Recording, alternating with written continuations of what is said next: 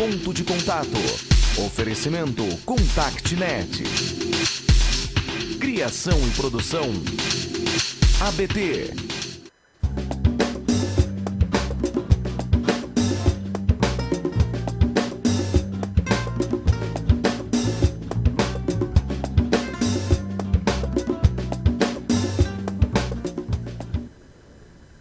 Olá, telenauta da Just TV, muito boa tarde.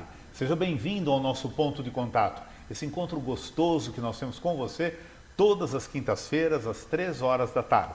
Programa criado e produzido pela ABT, Associação Brasileira de Teleserviços.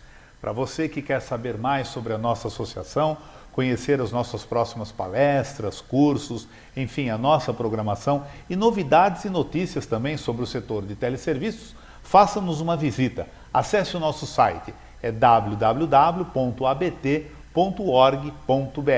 E se a sua empresa está inscrita na 6ª edição do Prêmio Nacional de Teleserviços, então você tem que correr, hein? Porque nós temos agora nós já terminamos o período de inscrições e agora começa o período da entrega de cases. Então não deixe para a última hora. Se você inscreveu a sua empresa, escreveu os seus cases de sucesso, né, com relacionamento de clientes, então já sabe, você tem que entregar os seus cases para depois nós passarmos para a próxima etapa, que será a etapa do julgamento destes cases. Se você está com alguma dúvida em como fazer relatar este case, como é que ele tem que ser apresentado, você que está participando pela primeira vez do nosso prêmio, acesse o nosso site, é o www.abt.org.br,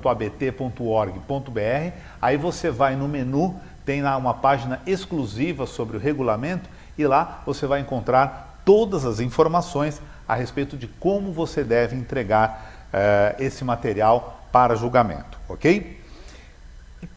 Hoje nós vamos ter um assunto, uma complementação de um tema que nós já trouxemos aqui, que foi as danças circulares. Vocês estão lembrados? Algumas semanas atrás, a Renata esteve participando do nosso programa, falando sobre as danças circulares. Mas hoje nós vamos falar como essas danças circulares podem ser aplicadas, e muito bem aplicadas, dentro do mundo corporativo, tá bom? Então esse é o nosso tema de hoje, palestra em roda. Mas antes disso, nós vamos para as nossas curiosidades. Então sempre trazemos essas curiosidades importantes, interessantes para você. Vamos então a elas.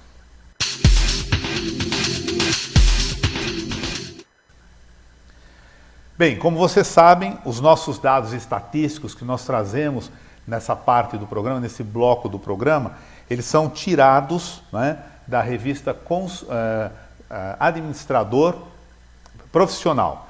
E hoje nós vamos falar em como você deve administrar, algumas dicas de como você deve administrar o seu dinheiro, né, aquele dinheiro conquistado aí às vezes com muito suor, e que às vezes você tem esse dinheiro na mão e tal, e como que eu vou aplicá-lo, quais os cuidados que eu tenho que ter com ele para que ele não me escape das mãos, como dizia aquela música do Paulinho da Viola, né? Dinheiro na mão é vendaval.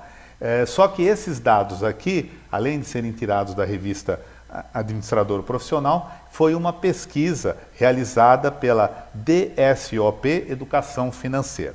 Então vamos lá. O primeiro diagnóstico, né, que você tem que fazer, você tem que verificar os seus gastos e identificar o que é supérfluo. Então, realmente você fazer aquela planilha, né, o que eu tenho de gastos, dentro desses gastos aqui, o que eu estou gastando de supérfluo. Estou indo muito a cinema, estou indo muito a lanchonete, estou comprando muito, principalmente vocês mulheres, né, estou comprando muita roupa, muito sapato, enfim, o que eu posso contrabalançar aí.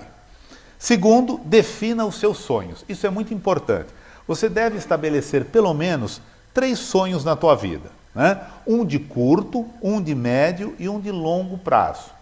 Tá? Um de curto, um de médio e um de longo prazo. E você deve pesquisar quanto custa a economia local para realizar esses sonhos. Tá bom? De pequeno, de médio e de longo prazo. Costume. Adquira o hábito de poupar parte do que ganha antes de gastar, priorizando a realização dos seus sonhos. É claro, não adianta você ter sonhos se você não tem como realizá-los, não é?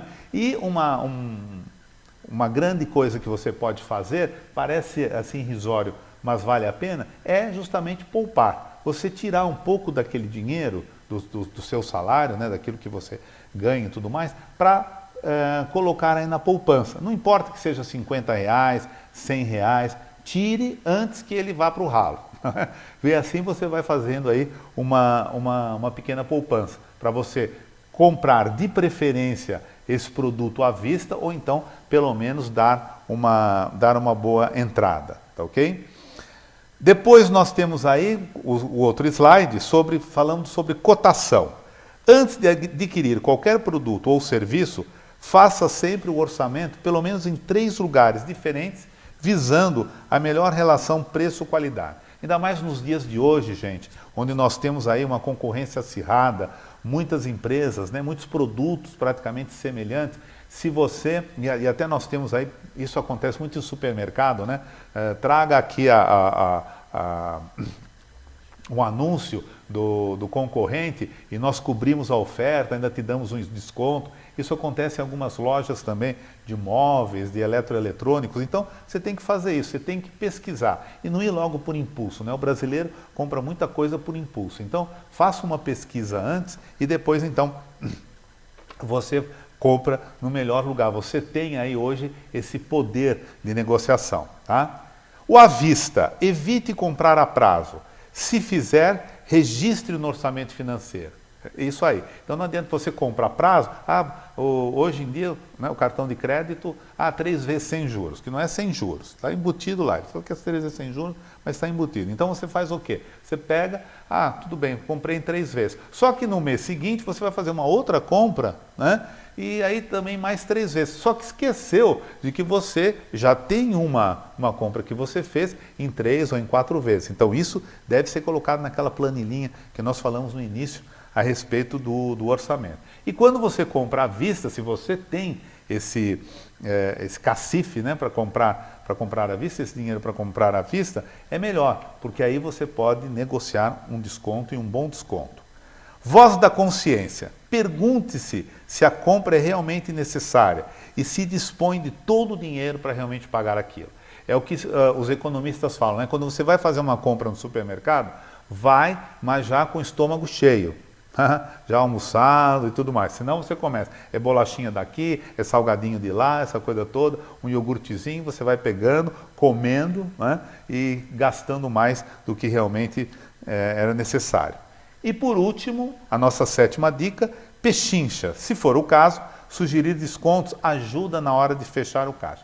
É isso mesmo, é pechinchar. Olha, eu gostaria de comprar isso, mas não, está caro, será que você não me faz um desconto? Te dou aqui 5%. Não, 5% é muito pouco, dá 10%. Pechincha, não tenha medo não, você vai comprar, você não está roubando, você vai comprar. E é claro que o vendedor, ele quer vender, não é? Porque isso faz parte da comissão dele, tá bom? Então essas foram as nossas dicas de hoje. E agora vamos então para a nossa entrevista com o tema Palestra em Roda. E o nosso convidado de hoje é Sérgio Nagel. Vamos a ela.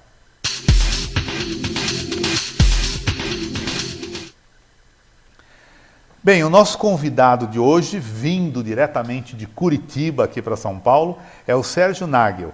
Ele é engenheiro civil com 40 anos de vida profissional. Tem 33 anos atuando como consultor de empresas e educador organizacional. 13 anos, ele é formado há 13 anos em dinâmica dos grupos. 8 anos formado em focalização de danças circulares e há 7 anos vem desenvolvendo um método Palestra em Roda. O Sérgio também é formado técnico em máquinas e motores pela Escola Técnica Federal do Rio de Janeiro.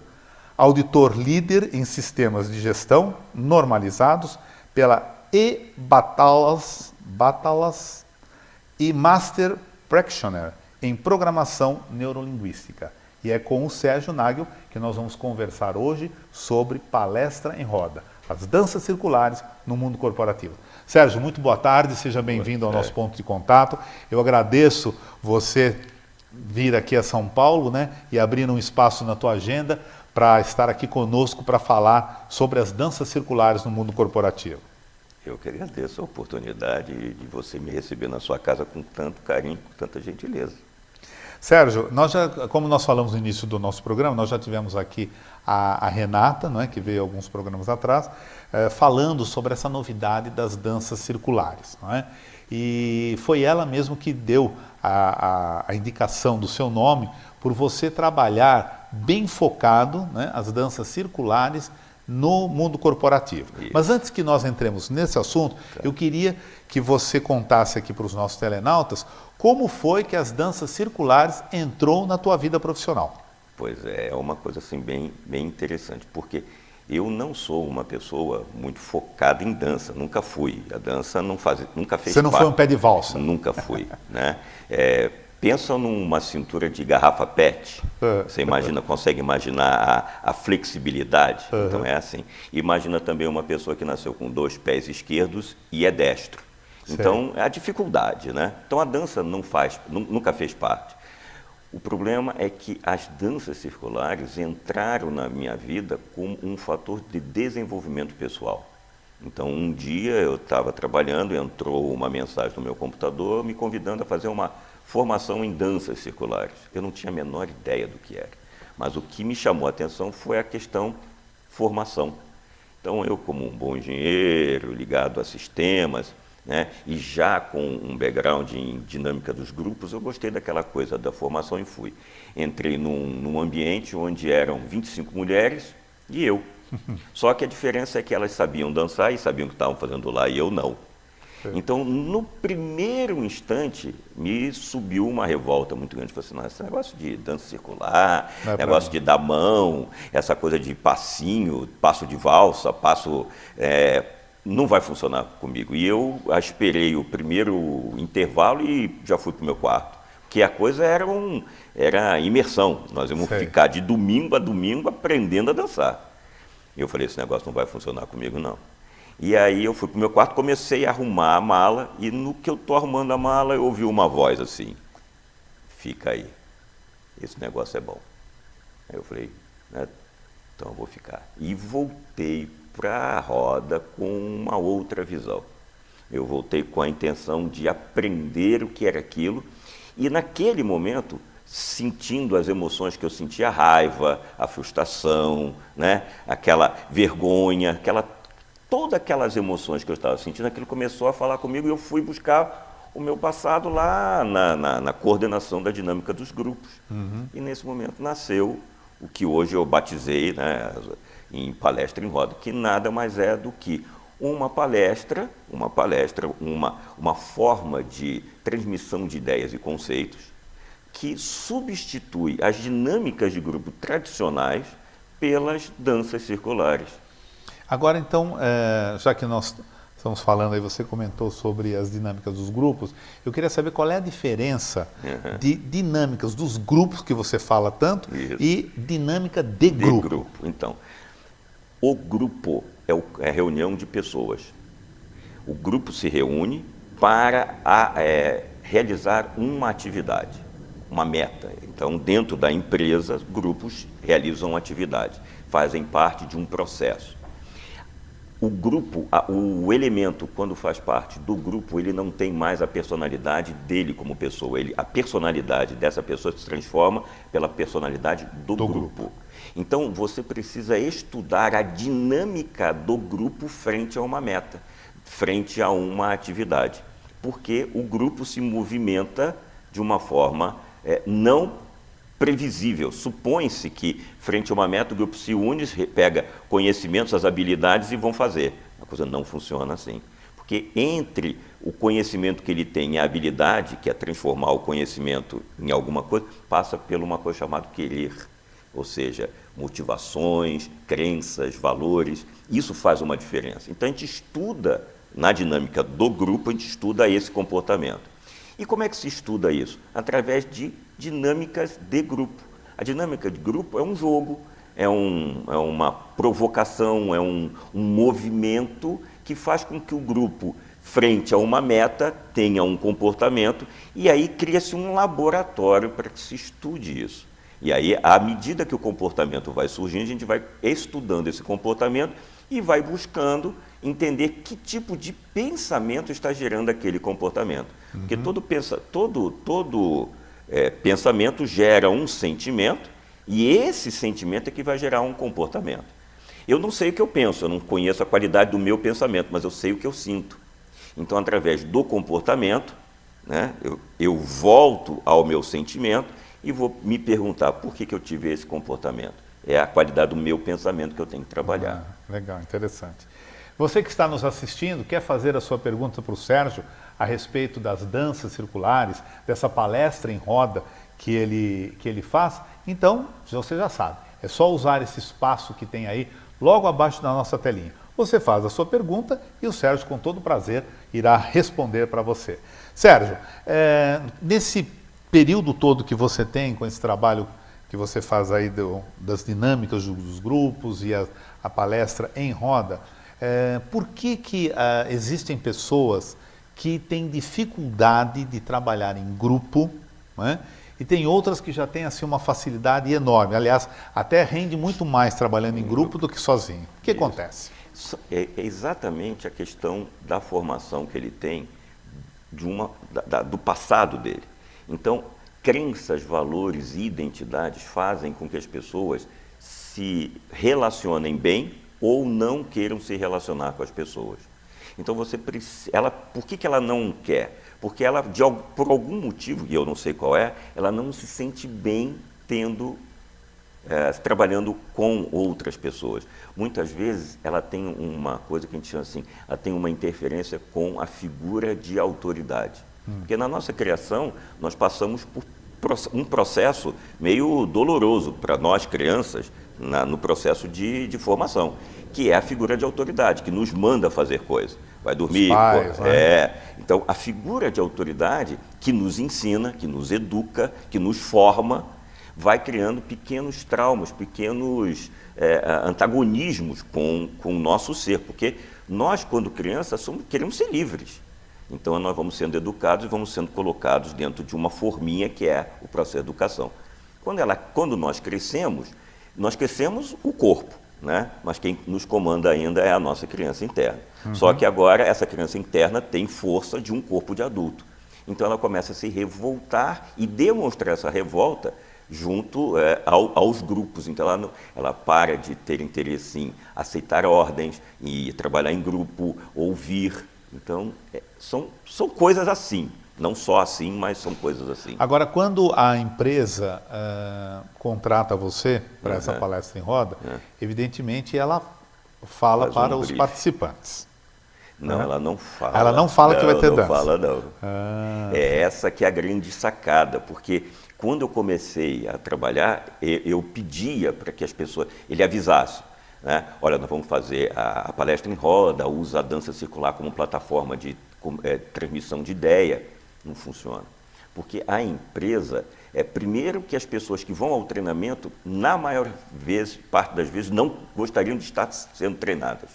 Né? Então, existe já uma negação do treinamento. Segundo, que quando fala em dança, a pessoa vai buscar o passado dela na dança. E, principalmente nós, homens, não é uma coisa que nos agrada muito. Porque a dança porque no meu caso, para que eu usava a dança? Eu usava a dança para me aproximar da menina, para poder, né, conversar com ela, né, nos bailinhos, essa coisa toda. Então é essa a ideia que eu tenho de dança. Quando ele vai fazer pesquisa no YouTube para ver o que é uma dança circular, o que ele vê? Pessoas dançando de mãos dadas. Aí ele que chega à conclusão que aquilo não funciona mesmo. E homem com homem, às vezes, né? Na maioria das vezes. No meu grupo, 90% é constituído de homens. Né?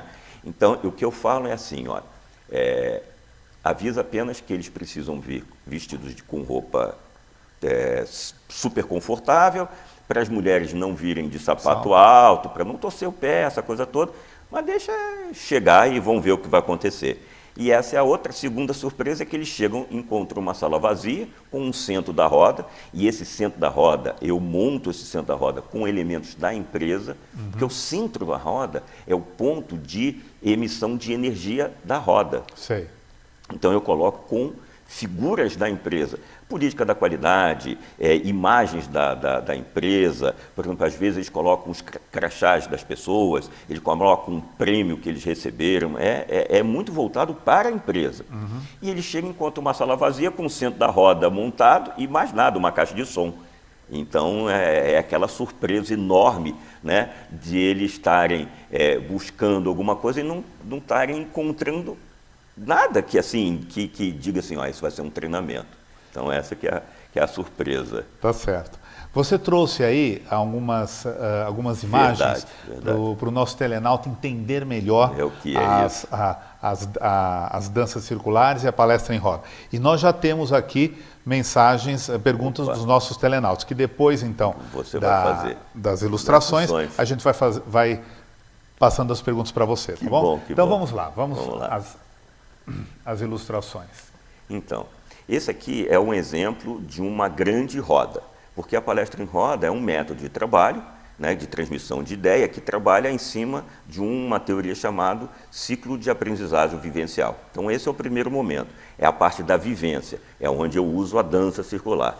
É interessante que na dança, a dança circular são danças feitas assim, de mãos dadas e passos simples. Né, passos simples, que são ensinados na hora. E é exatamente essa coisa porque a roda simboliza o quê? A empresa, a roda simboliza a empresa, porque ela demonstra os 3 elementos de uma empresa. Quais são os 3 elementos? As pessoas, os recursos e os métodos de trabalho. Os métodos de trabalho são as coreografias da dança. Os recursos é o espaço, né? E as pessoas são quem faz a roda, então é assim que ela funciona. Então esse é o primeiro momento onde eu faço a vivência. Né? Pronto. Feita a vivência, eu vou para o segundo, os próximos passos do ciclo vivencial. Se você puder voltar, isso. Todo mundo senta, no caso, como é um grupo muito grande, sentamos no chão. Às vezes eu me sento junto com eles. E aqui nós fazemos o relato, qual foi o sentimento, o que é que veio, o que emanou deles, e depois eu faço uma projeção para dentro da empresa. Esse sentimento que você teve, como é que isso acontece dentro da sua organização? Como é que isso acontece dentro da sua vida profissional? E aí vai acontecendo o desenvolvimento do grupo para um processo empresarial. Isso já é um segundo momento, né? Uma outra dança, uma outra vivência. Que são 2 rodas aí? Eu coloquei em 2 rodas para nós termos assim, um acesso visual melhor. Ok. Eu, como sou visual, achei muito bonita essa foto. Porque aquele grupo são grupos com 100, 120 pessoas, 150 pessoas. E aí? Essa ilustração é uma palestra em roda que eu chamo de plateia, palco plateia. Palco plateia. Por quê? Aqui foi um congresso, eu fiz o fechamento de um congresso de enfermagem e para 1.800 pessoas. Então, o que eu fiz? Eu convidei pessoas da plateia para formarem a roda comigo. Aqui elas já estão sentadas, porque nós já fizemos a dança. Nós já fizemos a dança. Então, elas sentamos no palco, eu também sento no palco, e nós vamos discutir não só com as pessoas que participaram da roda, mas com a plateia também. Então, é uma interação. Então, você imagina 1.800 pessoas levantando a mão, passando o microfone, vira um movimento muito interessante de aprendizado. Aí nós estamos dançando. Na verdade, seria a dança, depois viria aquele segundo momento. Isso, é a mesma coisa. Isso é feito aqui é a dança. E aí eu percebo que tem algumas coisas ali, alguns Você está vendo aqui, e aquele é o centro da roda. Então, mas o que são? Ali no caso, se nós pudéssemos mostrar, não vamos porque eu não mandei a foto, ali tem elementos que demonstram a enfermagem. Então você vai encontrar termômetro, estetoscópio, medidor de pressão, o símbolo da enfermagem, que é uma lampadinha de Aladim. Aí era feito especificamente porque isso aqui foi um congresso de enfermagem. Ah, legal. Então aquilo que está no meio, sempre eu formo o centro da roda, simbolizando a empresa que eu estou representando, com quem eu estou treinando. E esse é um grupo que eu chamo de pequenos grupos, que é entre 30 e 40 pessoas. Esse é o momento onde a gente ensina como é que é a posição da mão. Na dança circular, as mãos têm uma característica muito importante, que é a transmissão de energia. Mas, no caso, como eu trabalho a dinâmica do grupo através de uma dinâmica, na passagem da mão, o que eu explico? A janela de Johari. Então, o que acontece? Existem 3 possibilidades. A primeira possibilidade é com a palma, eu coloco assim, a palma da mão direita, com a polegar para a direita, a mão esquerda em cima, e assim eu recebo, com essa mão eu recebo energia, com essa mão eu passo. Mas eu faço uma analogia com a janela de Johari. Sei. Por quê? Porque tem pessoas que só transmitem energia e tem gente que só querem receber energia. Vamos ver rapidinho. E essa última aqui? Essa é a mesma roda, né? Essa é Mas só eles um estão momento. de olhos fechados? É porque quando eu começo a roda, eu faço uma introspecção, eu agradeço a presença de todos, faço com que eles se sintam presentes. Isso na dinâmica de grupo chama-se o momento de inclusão. E aí é o final? Isso é uma dinâmica, essa é uma dinâmica. Ok. Sérgio, nós já temos aqui as perguntas. Eu preciso que você, já estamos chegando quase ao final do programa, preciso que você seja bem objetivo nas respostas, por favor, tá? Ok. Senão não vai dar para... Vamos lá.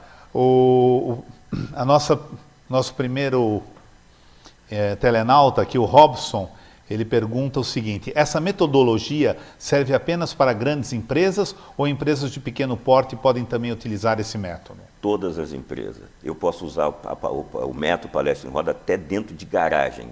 Eu tenho empresas que não têm sala de treinamento, mas então o dono da empresa tirou o carro e nós fizemos as rodas dentro da garagem da empresa dele. Então, com 8 pessoas, 12 pessoas, 120 pessoas, não importa. Tem uma aí que você fez aquela grande e foi para... Não, a palco plateia foram 1.800 pessoas, mas aí não dá para fazer a roda. Sei. Mas uma roda com 120, 130... Trabalha bem. Nossa. Ok. O Josias, a pergunta dele é assim, ele fala, mas palestra em roda? Josias, é palestra em roda. E acho que depois que ele explicou, que mostrou aí as fotos, você já deve saber por que ela chama palestra em roda. Ficamos em roda. Ok? Respondida aí a tua pergunta. A Anete Machado, essas palestras são inspiradas em algum ritual internacional ou indígena? Não, não tem. As danças circulares, sim. As danças circulares, elas são danças de povos do mundo inteiro. As danças circulares não é a minha criação. Quem as catalogou foi um bailarino alemão, Bernardo Vosin, que já foi falado aqui da outra vez, mas eu as uso como dinâmica de grupo. Mas as danças circulares não são minhas. E qual é a trilha que você costuma usar? Que músicas você usa? Várias. Cada dinâmica eu estudo um movimento, a música, o que é dito na música. Então, eu estudo, por exemplo, vamos supor que a empresa queira trabalhar comunicação. Eu vou procurar movimentos que traduzam comunicação. Ele quer trabalhar qualidade de atendimento. Eu vou trabalhar dinâmicas, músicas que falem sobre qualidade de atendimento. Ok. E a Anete também faz essa pergunta. Qual foi a maior roda que você já fez? Quantas pessoas participaram? 150 pessoas.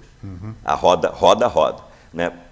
Palco, plateia, 1.800, 2.000 pessoas. Mas como é que são dessa plateia de 1.000 e tantas? Eu chamo pessoas. Você chama ou eles se candidatam? Eu digo, fica aberto para vocês virem, né? Eu não aponto assim, né? Mas eu digo, então eu vou precisar de 20, dependendo do tamanho do palco que me dão, então eu mais ou menos calculo e digo, eu vou precisar de 20 voluntários. Ok. E as pessoas se apresentam. Ok. Sérgio, Oi. Você viu aí que pelas perguntas nós temos aí bastante pessoas interessadas, inclusive acho que telenautas que não fizeram as perguntas, mas eu acho que é um tema que desperta, porque é uma novidade, principalmente no mundo corporativo. Então, aqueles que quiserem conhecer melhor o seu trabalho, entrar em contato com você, eu gostaria que você deixasse aí o seu site, o seu e-mail e os seus telefones, por favor. Então, o site é www.palestraemroda, tudo junto, .com.br. O meu e-mail, sergio@palestraemroda.com.br, e os meus telefones é 41, porque é Curitiba. Isso é Curitiba, isso. Então, o do escritório é 30 22 44 43, e o meu celular, que eu vou ter uma satisfação enorme de receber ligação e conversar com a pessoa, né, seja para contratar ou seja para tirar dúvida, não pode ligar que eu respondo. 9973-9004. Ok. Sérgio, muito obrigado por você ter participado aqui do nosso programa. Sei que você vai ter um trabalho nesse final de semana aqui em São Paulo, que esse trabalho seja coroado aí de muito sucesso, tá? E sempre que vier a São Paulo, você nos avise antes, que com muito prazer a gente gostaria de conversar com você ainda sobre a palestra em roda, com outras atividades aí que você vai nos trazer, tá bom? Meu agradecimento, assim, minha gratidão de você me permitir falar, né? Porque o meu papel é ser útil. E pela gentileza de ter me recebido com tanta alegria, com tanta gentileza na sua casa. Ok, muito obrigado, viu? Vamos então rapidinho para a nossa agenda da semana. Olha aí, para você que se interessa por TV a cabo, TV por assinatura ou trabalha no ramo, de 6 a 8 de agosto acontecerá o Congresso e Feira ABTA 2013. Esta vai ser a 21ª edição. E esse congresso e a feira acontecerão no Transamérica Expo Center. E as principais pautas do mercado de TV por assinatura serão comentadas neste congresso e nessa feira.